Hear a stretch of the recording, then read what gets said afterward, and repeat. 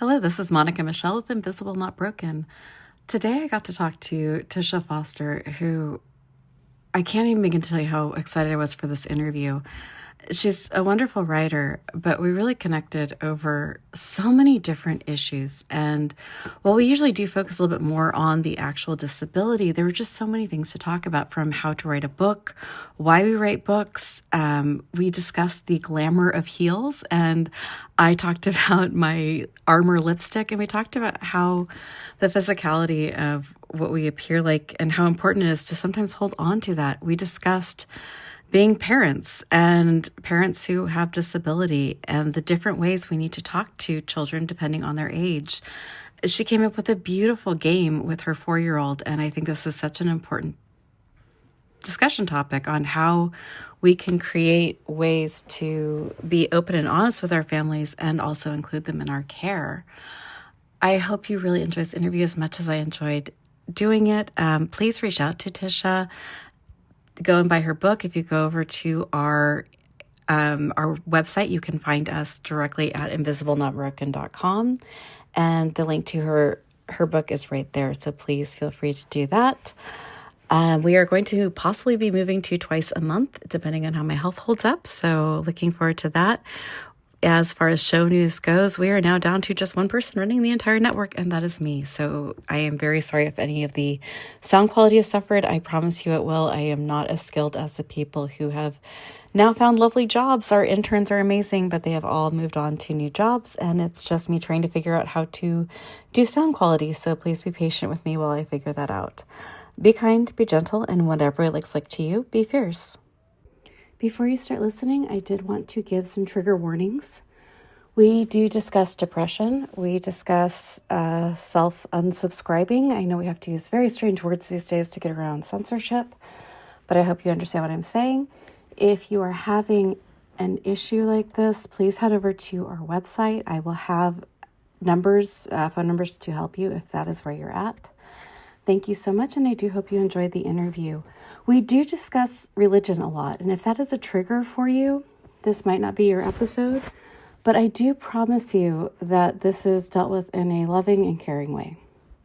All right, Tisha, I'm so excited to talk to you. It's the day after New Year's Eve, and we just started talking about out just a hello, how are you? You're like, I am so grateful I made it through another year. I'm like, well, we're just going to start right in on this podcast. So let's talk about gratitude first and foremost. I was going to start somewhere else, but let's talk about, the assumption is we're chronically ill, we're disabled, and apparently we're supposed to be very, very, very depressed about that. Let's talk about some gratitude. Ooh, gratitude. The gratitude is everything. I am humble. I am thankful and grateful. I always say, if you want to hear my story, then you want to hear me talk about God, because that's the only way I'm here to tell you my story. That's where my gratitude comes from. He gives to me. I feed off that energy. I'm just grateful. I think we're going to have a really great conversation, and I want everyone to know that we are coming from two different places, but I don't think that means that we can't have a really beautiful conversation about this. So while I am more spiritual, not religious, I am not going to censor any of this discussion, and I think that it applies for everyone, whether you are religious or not. I think everything you're saying, we can absolutely all take a beat to listen to, whatever you feel is bigger than you or anything. And I think that's a really interesting place to start. So tell me about the gratitude of this has been this year was hard. I don't know if it was hard for you. For me, this year has left me spinning and a little despondent, but I also spent yesterday feeling incredibly grateful. So I want to hear about you. Okay, I gotta piggyback that. I'm super grateful because 2024, nobody's seen it. Even on social media, I struggled. I fell into a depression. But when you see me, you seen a smile. So when they say check on your loved ones or check on your friends, like really, really, really, no one knew what I was going. I had a so high and crazy low, and no one knew unless I told them. But if you look in my face, you say, "Hey, she's good. But and deep down, and internally, I was going through a lot. My son, it was prom, his senior prom. It was, and I'm super excited. This is my first time. This is my first experience. You're never gonna get. It was his prom. It was graduation barbecue. Then it was, you know, college tours, and then he chose a college. College shopping. He turned 18. Um, and then I get hit with, you're a diabetic. So my weight was normally so of course, that we're talking because I have stiff person syndrome lives in me, right? So not just stiff person syndrome, it's stiff person syndrome and it's Graves' disease. That's what I had first. So my weight will fluctuate regardless. Since 2010, I would have this fluctuating weight. However, the weight loss was, it was becoming drastic. Like, what in the world? And they told me I was type 2 diabetic. Okay. Me, I'm so faithful. I know who God is. I know what he can do. I know how he works on me because I can only tell you about me. I know what he does to me and for me with my body. So what I did was I leaned on him. But no one knew when I went to go purchase an outfit that um I said to my son, "Oh, wait, I'm just gonna go let them tailor the outfit because I really liked it." And she said to me when I tried it on, she said, "Well, you paid for this. When I'm gonna charge you to alter this, you might as well send it back." And I went and took it off, and I went in the room and just broke down crying because that's how much weight I had lost. So let's talk about that for just a minute, because I have been so guilty in the past because I've had such issues with my weight, and I always am like, "Oh, you're skinny. You must be so, yay you! Congratulations!" And I was that person. I really regret feeling and speaking in that way. Can you talk a little bit about like that sort of well-meaning but stupid things that people say when you lose weight and you're sick, and you're like, "Yeah, this is not an upside." I don't really get okay, so I was small growing up. So if you knew me back in the day, you'd think that that was normal. I went from 170 pounds to 130. So I really didn't get the legit the you lost weight, you lost weight because people that knew me knew the situation. So it was more, I don't like a pity party, but it was more of a, oh, I understand she lost weight because of Graves' disease. That's what they think. And Graves' disease is a thyroid disorder. So for the most part, because like I said, since 2010, my weight been fluctuating. But when it was drastic, I guess they thought that it was just a drastic weight loss and it had nothing to do with anything else. But it was a drastic weight loss because now I'm dealing with not just the stiff person syndrome. It's now Graves' disease and diabetes. So I'm dealing with two autoimmune disorders that's gonna make my weight drop. So they told me I was type 2 diabetic. I moved to Charlotte from Raleigh, and they told me I was type 1, but I was type 1.5 only because it was it wasn't what I was eating. It's my autoimmune. Wow. That's a lot to put on some shoulders.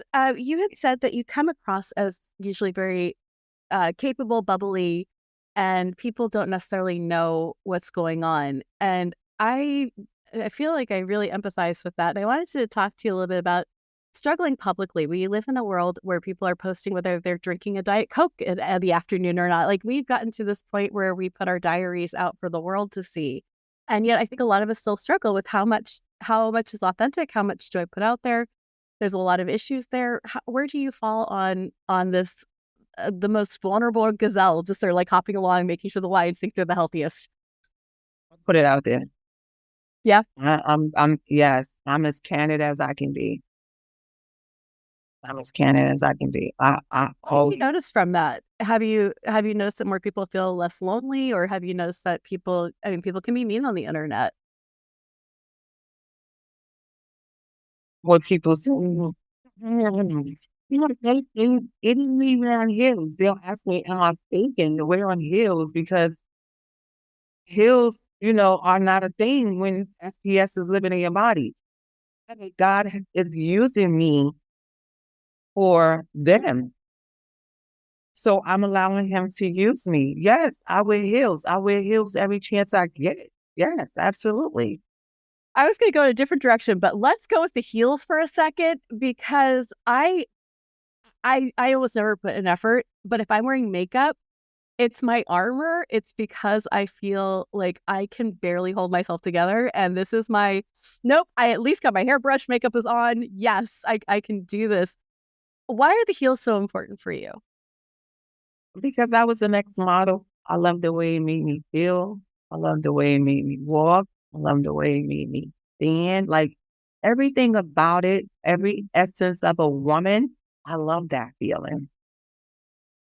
It's funny. I haven't worn heels in probably about 20 years, but I do remember wearing them, and like it really sort of like sets your walk in a certain way. It sets your hips and your shoulders in a certain way. I'm Ehlers-Danlos, so if I twist anything, I'm out for months. So belly flats. But so what you're saying, and I think that there's just sort of this. We give up so. At least I feel like I've given up so much to this disability, but there's moments where I just want to feel that pretty and power again, and there's got to be some ways to compromise that into a wellness plan. Yeah, I guess. I don't know. I do it. Yeah, that's exactly why I do it, because I like the way I love the way I look. I love my stature in heels. Um, I would underline that for a second, because I mean, you're much younger than I am, but I grew up at a time where we didn't get to say we were pretty. You didn't want to be tall. You wanted to just like fit the sort of like Kate Moss aesthetic. And I love when I hear other people who are coded feminine who are saying, I love how I look. I would have died before I said that until I hit 40. So I'm so happy to hear that from you. thank you. You had said to check in on happy people, and I want to hear about what that would look like for you. It's like, a lot of people can look code like, I'm fine, I got this, I have this, I have my faith, I have my power, I have my community, I'm good. How do you have people check in on you in a way that feels good to you? What can someone who has something like that in their life do for them that you think would be helpful? So you know what I like most? I like when my fellow SPSers, um, SPS family reach out to me. That really lets me know when they say the bullhorn and stilettos. Love that. And please put those in That profile. I'm rocking it. I'm rocking it. When they reach out to me, it does everything to me. Like my family members, they'll pick up the phone and be like, "Hey, how you doing?" And my friends will be like, "Hey, you good?" My boys, they're on it all the time. However, I love when my fellow SBS family reach out to me. It makes me feel like I'm really doing something. Like they see me, they hear me. I'm talking about it. I got the bull on. I want everybody to know this is what it is. So yeah, that makes me feel. And what kind of thing would reaching out look like for you? Like I hate talking. I would rather do anything than talk on the phone, but I love like texting, and my love language is sending articles to people like, hey, I know you like chickens. Here's a chicken meme. Like that's my love language. I did that to my niece yesterday. There was this adorable thing about like chickens and Pride and Prejudice, and I lost my mind and sent it to my niece on New Year's. And bless her little heart, she sent me right back without partying, and she still sent me back something. What does that look like to you for the kind of care I you like text receive? messages. I like email. I like DMs. Hit me up on social media. I mean, that works for me. I hear that. Like, for me, text messages, I lose energy so quickly and it's so fluctuating that a phone call is my horror because I have to think on the spot. But like texting is so much easier for me because I can put my phone down for 10 minutes and bring it back. Do you feel similar? Yes, and then I feel like I can go back to it if I felt like I wanted to read it again. So that's why I like those. That one. That Oh my that gosh. Do you get brain fog? no. Oh, okay. Just like as a mom, like it almost helps just to have the text message just because I can go, oh no, child, you said this. I have the proof. I have the receipt. It's right here, my friend. Okay, so we're on two different minds there. I get it. No problem. Yeah, Um, I'm not there yet. Even though I'm 52, I'm not with the brain fog yet. oh no, I just meant for disorders. Like my disorder comes with severe brain fog, and then Oh, okay, stress and a teenager. Yeah, a teenager and a young adult has me a little twitchy, but they're adorable. But yeah, twitchy. Bless their hearts. I love them so much. They're so cute, which is their survival mechanism. But it has left me like I was almost going for my PhD, and now I can't remember anything. I was smart once, I swear. There is proof. I have receipts for this. Um, okay, I am going to go back to the original things I was going to talk to you about. I'm so good at getting off topic. You have a disorder which became really famous lately. I believe Celine Dion also has the same disorder. Is that right? Right. But I don't think a lot of people are very educated on this. And I am guessing your road to diagnosis was not the smoothest road. Do you want to talk a little bit about what it took to actually getting that diagnosis? Because rare diseases aren't like, hey, doctor, I have this and this and this symptom. And then Dr. House comes in and is like, we will solve this by the end of the episode. Okay, so 2000, the end of the end of 2009, going into 2010. I partied hard, and my body.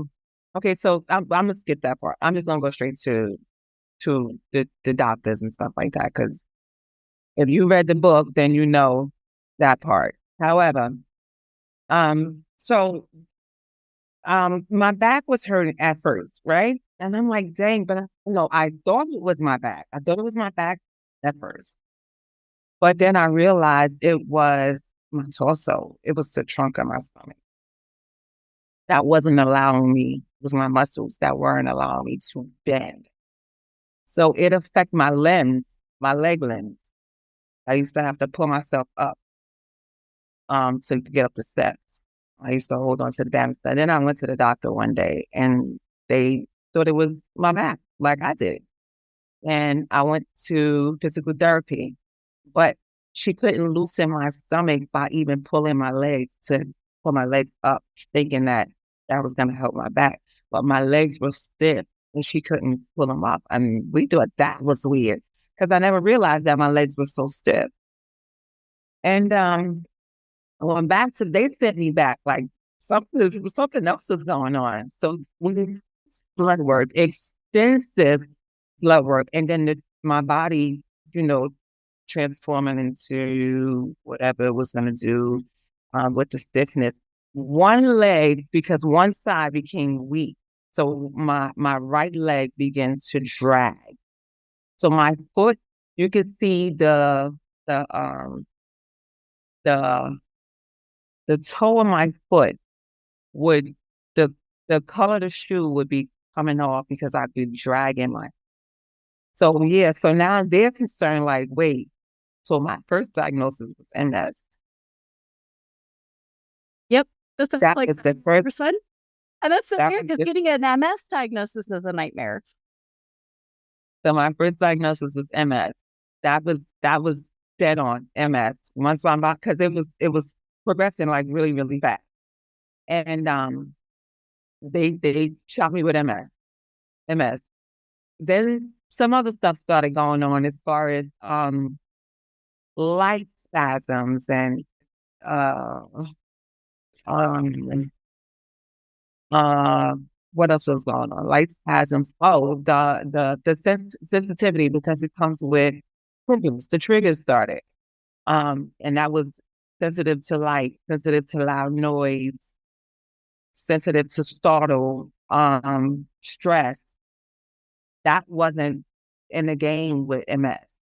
However, they went back to the drawing board and it took them 2 years. However, when I was diagnosed I was diagnosed 2011. 2011, from late 2009 to 2011. I was diagnosed 2011 in November with stiff man syndrome. It wasn't stiff person syndrome. It was stiff man syndrome. So I've been living with this, and I have to reword that. It's been living in me since 2009. They kept saying it was MS, MS, MS. And I say it's living with me because I don't let it control my life anymore. I took control over it. But it was living in my body since 2009, and it just progressed. Can we stop for just 1 second? Because I want to go back to that. I've never heard anyone describe their illness as that way. Can you elaborate a little bit? Because my brain's a little blown right now. That's fascinating. So you're it's living in you. So I feel like the way we talk about illness is, I have this. It almost feels like I am this. That's amazing. No. Get more time for me, please, because I feel like I need to tattoo it somewhere. It doesn't. It lives in me. I don't live with it. Wow. It doesn't control my body no longer. And that's by the grace of God as well. But it doesn't control my body. When it was controlling my body, I couldn't walk. I was bedbound. When it was controlling my body, I couldn't wear heels. When it was controlling my body, I couldn't drive. When it was controlling my body, I couldn't be a mom. When it was controlling my body, I was contemplating suicide. It no longer controls who I am. I am Tisha Foster. It no longer controls my body. By the grace of God, I am who I am. No, I'm not completely healed. However, I know who I am, and I know what I can do. I know if I ask God, He'll definitely grant me. Prayer works. Just so intrigued. It's like language matters so much. The way we talk about things, it's the story we Exactly. I speak healing of my body every day. That's a beautiful thing. And like, just the idea of, because I feel like I'm fighting with, or I'm battling with, I'm like, I don't want to battle with myself. I've battled myself for most of my life. I'm done fighting me. I love this idea of like, I'm living with, it resonates. No, it lives in me. Yeah. Wow. Thank you for that. I'm sorry, I didn't mean to like cut your story short, but that just blew the top of my head off a bit there. Yeah. So please continue about your journey. I and thank you for the new wisdom there. Ask for that every day. Yeah.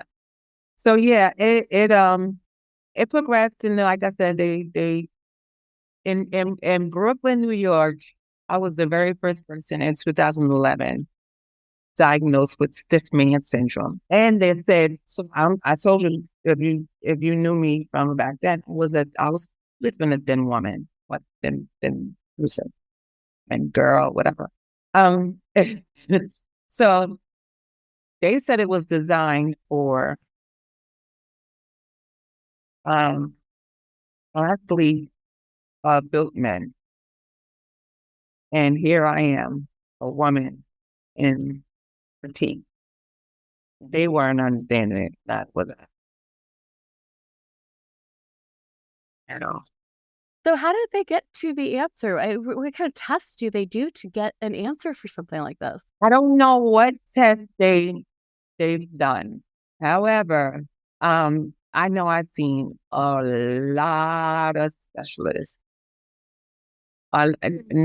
neurologists. Like, they were bringing neurologists in from everywhere.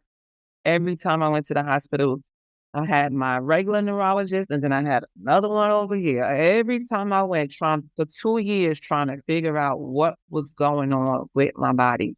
Then they see me with, they gave me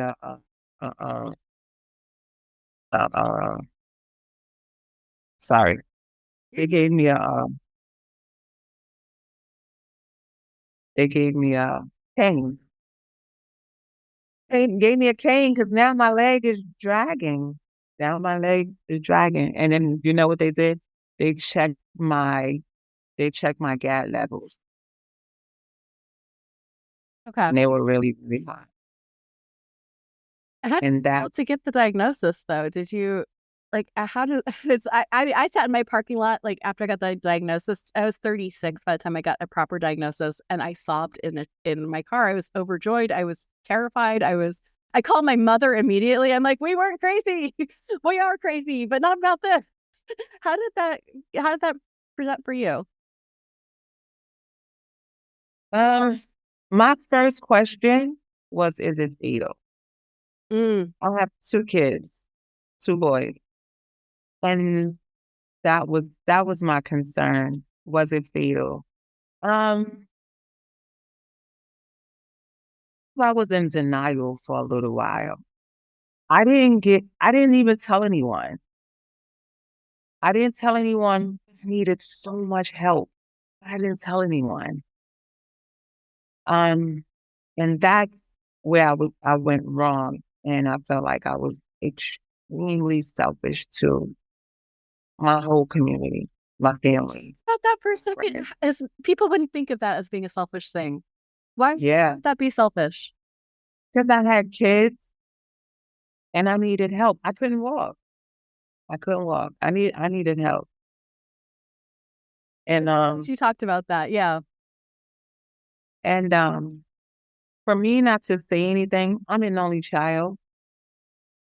I didn't know whether it was fatal or not. They didn't know whether it was fatal or not. And for me not to say anything, if something, God forbid, if something would have happened, they wouldn't have known nothing. Like what's going on? So I didn't hide it.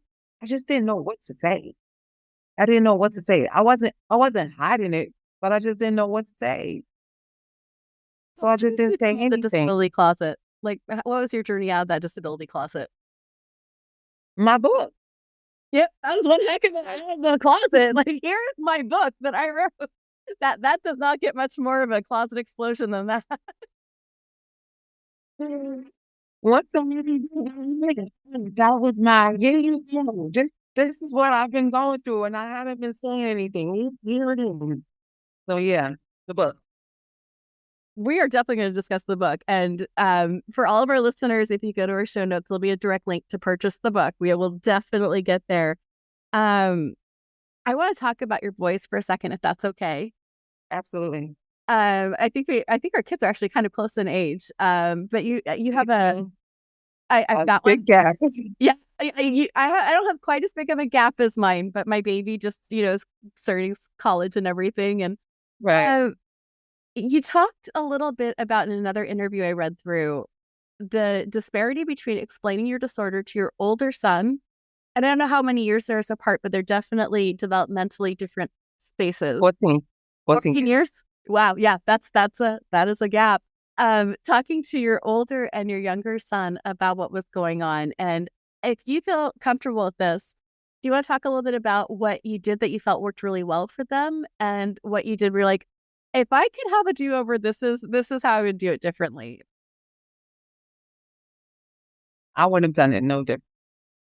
Then please I give would, some advice because a lot of us are struggling with how we talk about our disabilities to our kids.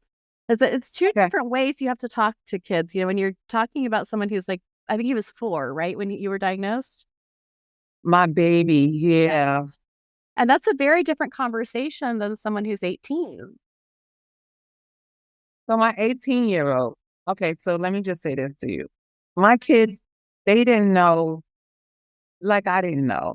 2011, December 2011, I had a thyroid storm because I was diagnosed with stiff man syndrome and Graves' disease at the same time, Mm. right? I had a thyroid storm. A thyroid storm is when your your windpipe closes up, your thyroid's enlarged and your windpipe closes up. So I'm fighting for life, and they see me on the ground, and the only two people that's there are my boys. I was taking my 4-year-old to school. Um, Taking my 4-year-old to school, who I struggled with every single day, still trying to drive, still trying to be a mom. I never wanted to stop being a mom. I prayed to be a mom. Um, and neither one of them really knew what was going on. They knew I dragged around the house, but I really couldn't tell them anything except for that, and until that day. After that day, I explained to my oldest that my body was going through some changes, and it was gonna have me, because they told me they had already, after the hospital, they told me I was gonna be bedbound. Then I started researching him. So what you people talking about? But then I realized, oh wow, this is bigger than me. I need help. But then I explained to my oldest before I explained to my youngest. For my youngest, I made it a game. For my oldest, I explained to him, I don't know if I'm gonna be here. Um, and then I explained to him, my body is going through some stuff that I really can't explain because I don't even know. The doctors are not even sure. Um, and what he said was okay, because he already mentally was going through his own thing after seeing me on the floor, getting into the ambulance with me and taking me to the hospital with a thyroid storm. My oldest. My youngest seen me in the ambulance through the window, crying his eyeballs out, wanting to come with me. But my godfather took him away and took him to their house. But yeah, explaining to my oldest, he was already like, I don't even want to know. I don't want to deal with it. Like, after he took me to the hospital and he seen him putting all these tubes and all of that, what he said to me, he kissed me, he said, Mom, I can't see you like this. And he left.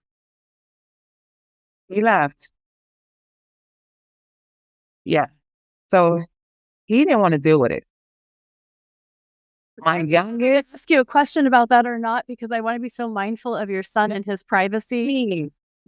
Okay. I'm going to try to say this the best way I can, because I have all the empathy in the world for your baby and for you. And I just want to help other people because this is something that happens. Sometimes people, even the people you love and the people who love you, can't do the thing you need from them. How do you help them forgive themselves? How do you help them through that journey? If this is something you're like, hey, we cut this, you tell me and I will cut this out. But I know you are not the only person who's like, yeah, and I still have to, like, that's the thing with our babies, is they sometimes do things that are really hard on us and for us, and it's part of their growth. So how do you like help them through that decision where, like, because you still have to help them even though they're like hurting you sometimes? no, that he did hurt me. Like, love my kids. That was and still is, believe it or not. It's an uphill battle. I still struggle. We still struggle. He'll go without checking up on me. He'll go without calling me. He has 2 kids. Um, he just do not want to deal with what life, Mm. the cards I was dealt. He don't want to deal with it. He don't deal with any of it, no part of it. And if you read the book, I didn't talk about him in the book. So a lot of people think I only have 1 kid, but I have 2. It's just that the enemy had a hold on him, and the enemy had a hold on me too. Mm. And I couldn't do anything about it because I'm fighting my own demon, and he's fighting a demon as well. So it was easier for him to just walk away. And he's slowly turning back, right now. But December, he's slowly turning back. But he left me for a very long time. He left me for a very long time. It hurt like hell. But I knew that I had to be a mom to Jalen. That's the baby boy. So I knew I had to be a mom to Jalen. It wasn't that I forgot about him. I just had to put him to the side. I put him on the altar. I gave him to God, and I dealt with what was in front of me. What was in front of me was Jalen. So I had to make sure. And he always say to me, even when you couldn't be a mom, you were a mom. Mm, I that's would so sweet. hibernate. Oh, And I want to get to the hibernation because like we have a thing we call darling slug days in my household where it's my daughter and I curl up with like our iPad and we like do Pinterest and we call them slug days and we will totally get to that. I want to hear about that game though. How did you turn this into something that a 4-year-old could digest? turned his whole life into a game. Okay. Life was a game for him at that age. Yeah, it very much is. Because now it's taken over my walking ability. Mhm. So I'm crawling. So now everything is a game because I'm crawling. He's little. He's 4. What do you want to do? You want to play? So that's all I could do was play and play. I was already on my knees. That's how I was getting around on my knees. So I made his whole life a game.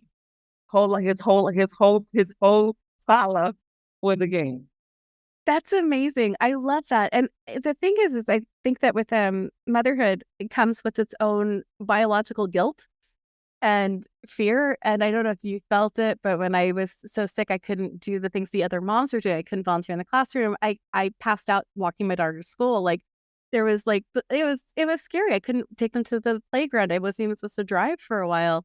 And then I find out now that they're almost adults. Well, they are adults. I'm still in denial. But they're like, no, we love this. Like we didn't want you to be sick, but you would cuddle us and watch Doctor Who for the entire day. None of our friends' parents had the time. They weren't there. They were out working and providing. And, you were here snuggling and doing art with us. And like, and I was like, so I guilted myself for all those years for that. Like, I was actually winning. What? Really, I began to resent my mom, even though she stepped up to help me a lot with him. Um, I wanted him. I was this when I had the first one, I was 20. When I had the second one, I was 34. So I was ready to be a mom.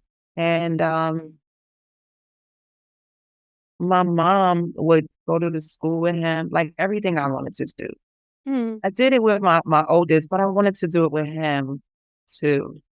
No, I couldn't go on those school trips. I couldn't do movie night with him at school because um my spine, I was basically spineless.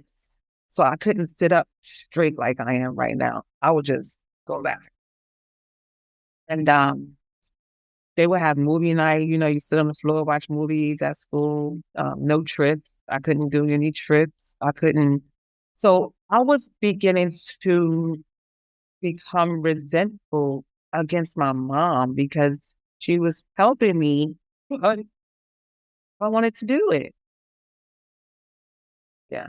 That and I mean, that's another selfish thing, but that's my story. That it's I wish schools would actually have a little bit more understanding about disability and that parents and families look very different from some other families. I almost couldn't go to my daughter's graduation because they didn't have wheelchair access. And I don't know if you've ever tried the parent teacher nights from a wheelchair, but trying to get from like classrooms to classrooms to classrooms in a wheelchair, I had to call my cousin and be like, I need you to pull in for mine because I can't get to any of these places. And the classrooms weren't wheelchair accessible. And so it's really interesting that these schools, which are doing really beautiful things, having things like family movies, those are great. But they also need to make some adjustments to make sure that everyone can attend. So let me tell you about my wheelchair experience because they told me I was going to be bedbound, mobile in wheelchair, and I was bedbound for a little while. And I didn't want to get in a wheelchair. So I would pray to God, like, I don't want to get in a wheelchair. I want to get up and walk. I want to walk. God, please just let me walk. Just let me walk. And regardless if I was having a muscle spasm or I needed to go to the hospital, I became a faller. And I would never get in a wheelchair. And then one day this lady put me in a wheelchair, and I was leaving the hospital, and I told her, I said, I'm not ready. I had a muscle spasm. And I told her, I said, I'm not ready to get in a wheelchair. I need to lay down for a second. I know my own body now. And I said, I need to, this was 20, this was 2014. I said, I don't want to get in the wheelchair yet. I need to continue to lay down for a little while. I feel my body is trembling. She said, no, you discharged. You can go. She put me in a wheelchair. I was so mad at her. And then when I got out the wheelchair to get in the car, I had a muscle spasm. And she tried to, when she seen me having a muscle spasm, I'm shaking, and my head is going back, and my leg is kicking, and I'm in the car. She helped put me in the car, and then she was like, oh my gosh, I need to get her out. I slammed the door right in her face because I told her I wasn't ready. I have so many things I want to talk to you about. Are running short on time, and it's killing me because I want to talk to you about wheelchairs, and I want to talk to you about staying sane while you're bedbound. And I need to talk about your book. So I'm going to try to prioritize because I could keep you here all day, and I so would kidnap you. I'm having way too much fun chatting with you. Let's talk just for a little bit about staying sane while bedbound, because disability is something that's open to all. We are an open invitation club. Most people at some time will become bedbound, and they're not prepared for how to thrive from bed. How were you able to, it's like 70% of my life is in my bed. I'm actually like, this is my only time out of bed is to sit here and talk to you. I'm going to go right back in it. Okay. How did you Sorry. or stay? Thank you. I have my feelings about it, and they change drastically minute to minute on how I feel about any of it. How did you keep going in bed? Like, were you able to find things that entertained you, that kept you alert and involved in the world? Because that's the hardest part from bed, is how do you cast a shadow in the world? It was a struggle at first. And that's why I was contemplating suicide, because that wasn't the life that I wanted. And then I realized, again, it would be selfish of me to take my own life, because now I'm really leaving my kids with my mom. And it would be selfish of me because I am an only child. And it wouldn't be right if I took myself from any of them, neither one of them. So I struggled with it though. Like I said, I contemplated suicide. I knew exactly what I was going to do. I timed it, and I knew when she took my kids to school, I was going to do it. And when she came back, I was going to be gone.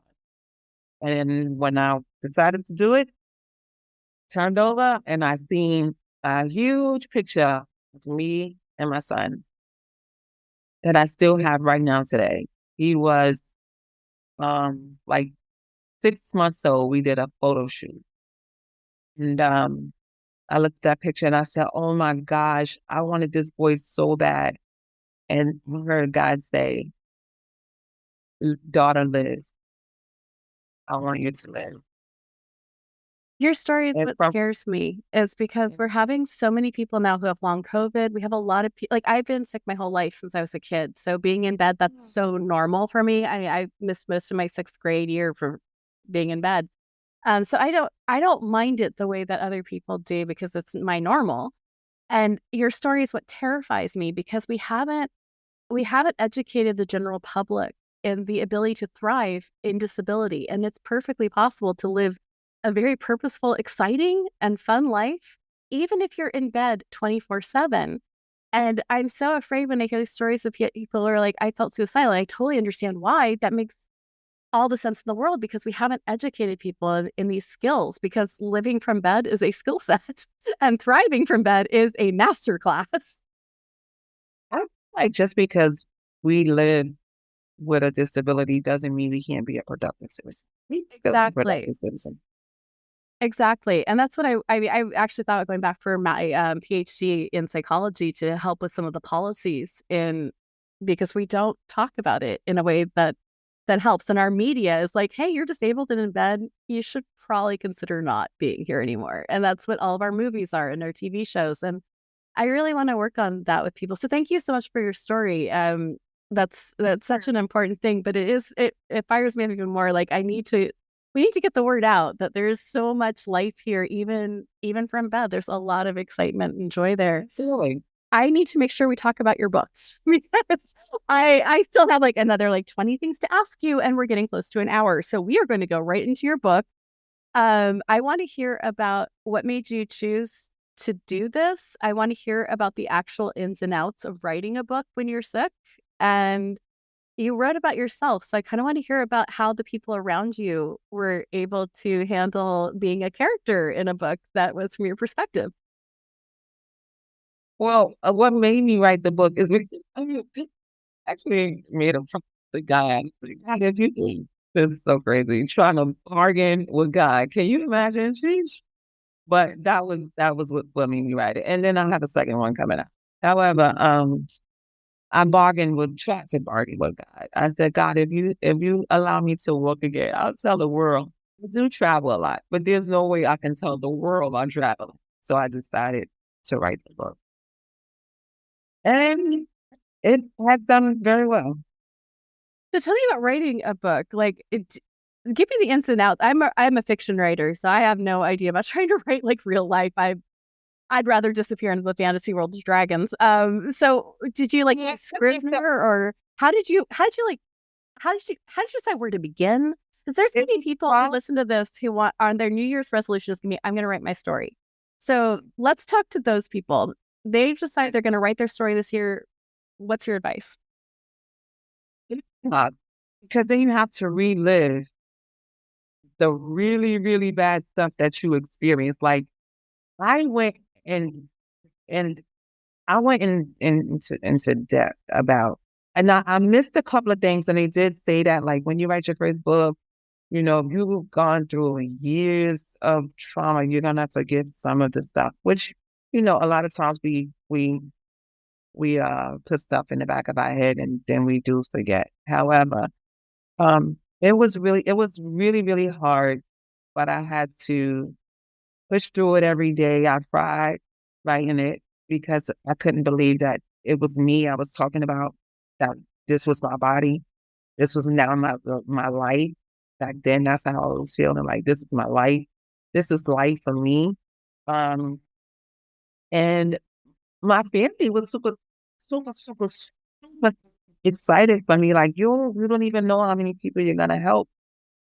Being so honest and telling your truth. And even it was ugly. It was very, very ugly. But I had a lot of support, friends and family, even people that read it. Will leave a review, emails, and oh my gosh, it's like I did something right. I did something right. They get it. They get it. They know, but we all deal with it different. We deal with it differently. Not everybody live with Graves' disease. Not everybody live with diabetes. Not it comes with uh cancer. It comes with, I know somebody that it developed cancer. I know somebody that it developed uh what is it? She goes seizures. It comes with so much. It comes with so much. So where do you start? Like if you're like, I'm going to sit down, I'm going to write about my medical journey, my history. How do you get all of those things together? Do you sit there with like little note cards and just start writing things down note cards? And then so I'm old. So like, that's how I used to write my papers, was I would write like on note cards and then shuffle them around. How did you do that? Like, how do you figure out where to start? And I think most, and I think the best, and I make the best decisions in the shower. So I speak it. I speak it. it's a great advice. Yes. Yeah, I speak it. So I don't know. I don't know why that is. Maybe it's because the worst times I had were either in the middle of the street or in the shower. When those messages would come. But when I'm in the shower today, I and I also make my best decisions when I'm afraid. That's interesting. Tell me about that. Yeah, I get it done when I'm afraid, and there's no such thing as being scared. But when I'm concerned, I make my best decision. When I'm concerned, everything goes right. Big, I don't know why that is. I don't know why that is. Yeah. That is fascinating. So how long did it take you to finish writing? It took me a year, only because I had to cry it out, and crying it out was healing. I'm almost hearing you say, if you're going to write your story, please make sure you have either a therapist, a trusted friend, a group of trusted friends. How do you just get an entire circle of people around you just to hug you while you cry with Kleenex? I feel like that's the advice here. This feels Oh my goodness. like an upholding effort. I'm definitely realizing why I didn't want to write my story. I do not have that group of support. Um, my son is very supportive, and always have been. If you even go through my social media to the bottom, I wasn't able to cross the street. He's been very, very patient with me. So if I miss something, he'll give it back to me. Mm. And he's been doing that his whole life. So he is my motivation. And he just keeps me going. He keeps me going. Kids with disabled moms are special creatures. Like they are, my daughter is, and my son too, they are so helpful. But my daughter's always like, okay, mom, do you have your meds? Do you have your KT tape? Mom, do we pack the wheelchair? Do we have is the battery charged? I'm like, when I was 18, I was not nearly this nice child. I don't know what karma came in to decide I got mine wiped clean, but I was not this nice at 18. Yeah. Okay. If you read the book, or if you didn't read the book, get the book, My Journey with God through Stiff Person Syndrome, or Amazon. It will definitely give you a highlight of life and what not to take for granted. We all walk around for even healthy people who have kids, and then everyone's like, no, enjoy every minute. And I remember looking at these people like, are you insane? I haven't brushed my teeth. I haven't slept in 5 days. You want me to enjoy every minute? It's just this constant, appreciating what you have, but we're always in the thick of it. And, I think it's that practice of taking that beat and going, there's some stuff I'm pretty grateful for. I'm grateful for everything. That owes me nothing. You have taught me so much in an hour. I am really grateful to have had this conversation with you. I still have 40 more questions, and I'm going to have to end the interview, but I really hope you'll come back. I hope, when you write your second book, you'll come back here and chat about that too, as I really will look forward to talking to you again. Absolutely. Oh, thank you so much for coming on the air. If you are listening to this, head over to our website, invisiblenotbroken.com. And if you click on this episode, you'll be able to purchase the book. It'll take you right to the Amazon link. And thank you so much for being here today. Thank you for having me. It's been a pleasure. Happy New Year. Happy New Year. Be kind, be gentle, and in whatever way it looks like to you guys, be fierce. We will be back. We're considering doing 2 episodes again a month. We'll see how my health holds out.